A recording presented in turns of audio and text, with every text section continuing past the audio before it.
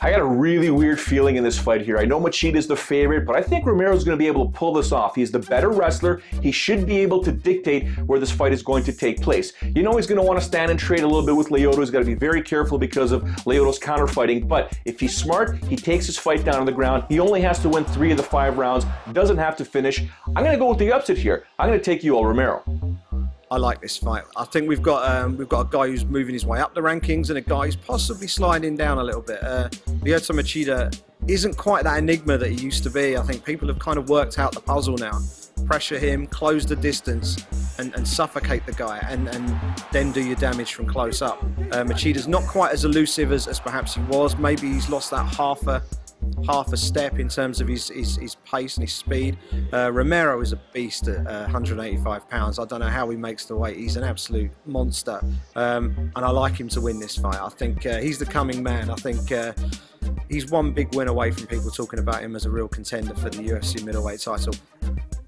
I gotta tell you, I'm kind of torn on this one. On one hand, Lyoto Machida just fought 2 months ago against Luke Rockhold and got roughed up pretty bad. Now, that's a quick turnaround to come in and fight a scary dude like Yoel Romero. Then again, I wouldn't be terribly surprised if this turns out to be another one of those fights where a big, muscle-bound slugger kind of guy chases Machida around all night long and can't ever quite find him. I mean, the dragon is elusive, this we know.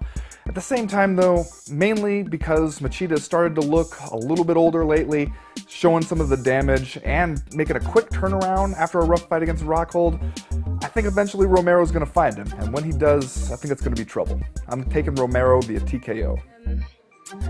I don't know, Romero, he's a beast. He's got knockout power. I think if he doesn't knock out Machida in the first round, then I think Machida's got it. Maybe submission like second, third round, because I think Romero will kind of run out of gas.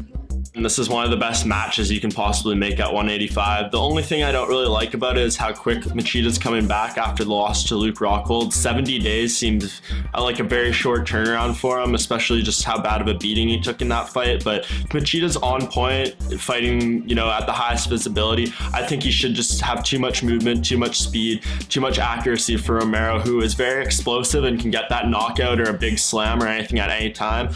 But I think eventually he's going to be a little too plotting. It's his first 5-round fight, and Machida is going to be able to land one of his big fight-ending strikes or just outpoint him over 5 rounds. So listen, Yoel Romero is an absolute beast of a man, and his strength and his wrestling can really prove the difference in this fight if he can get a hold of Lyoto Machida. But that's the thing, I don't think he can get a hold of Lyoto Machida. It's no secret that Machida's movement is among the best in the division, footwork and his elusiveness, and his ability to get out of tight situations when guys try to grab him and put him in the clinch. He has a unique ability to kind of duck under, slide out, and push away. Obviously the footwork that he uses as well as unorthodox movements make it very tough to track him down. Now, this is a smaller cage, it's a 25-footer, not the 30-footer, so that does make Yoel Romero's job a little bit easier, but I think Machida is just a cut above, and I see him getting a decision or perhaps even a late finish.